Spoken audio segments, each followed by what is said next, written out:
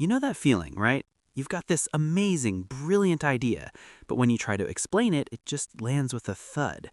Well, in the next few minutes, we're going to build the blueprint to fix that for good, turning your complex ideas into compelling explainers that actually stick. Yep, we've all been there. You're so excited to share something, but all you get back are crickets, blank stares. It is so frustrating when you know you've got a game changer on your hands, but you just can't seem to make it connect with people. And look, the stakes for getting this right have never been higher. A recent HubSpot report found that a whopping 91% of businesses are using video as a marketing tool. Think about that. In a world that crowded, being clear isn't just a nice to have, it's everything. So here's the thing. The real challenge isn't just sharing more information. It's about creating actual communication. It's easy to just dump a bunch of data on someone, but the real magic? Turning that dump into a dialogue, into something that clicks. And that's exactly what we're going to do today. We're going to unpack a simple 3-pillar framework to get you there. All right, let's dive right into pillar number 1. Nail your message. This is all about the substance, what you're actually saying. It means getting away from that data dump mentality and zeroing in on what provides real, tangible value to your audience.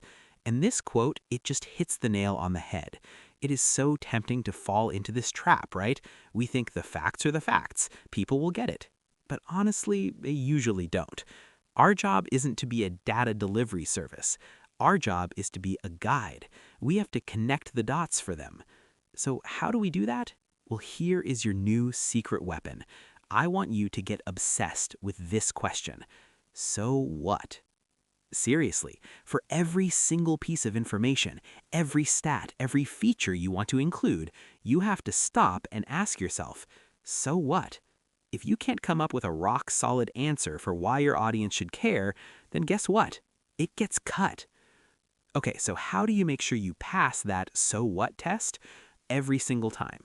There's this fantastic little framework called the FAB model, F-A-B.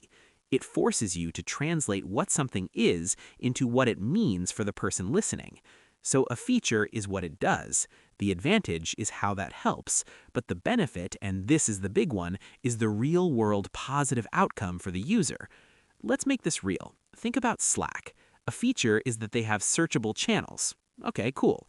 The advantage is that this helps teams cut down on all those meetings and endless email chains. Getting better, right? But the real benefit, the so what for the person signing the check, businesses save a ton of time and money. That's the value people actually buy. Okay, so now you know what you need to say, but how do you say it?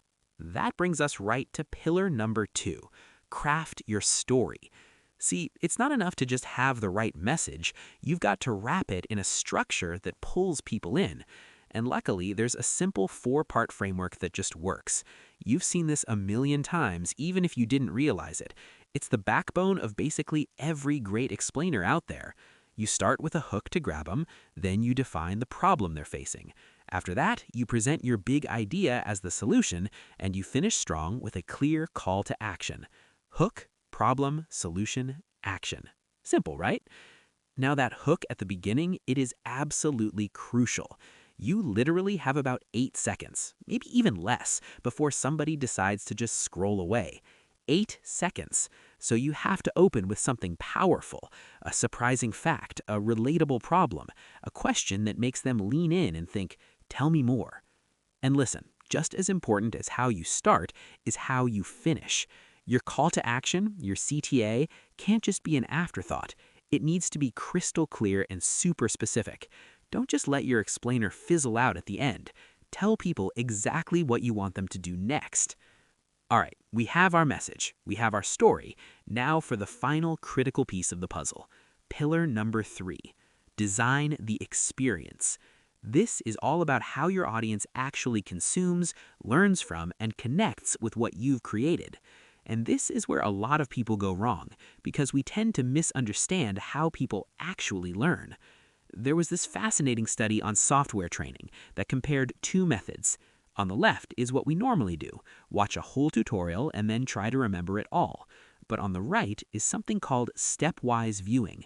You watch a small chunk, you pause, you practice it yourself, and then you continue. The difference is pretty profound.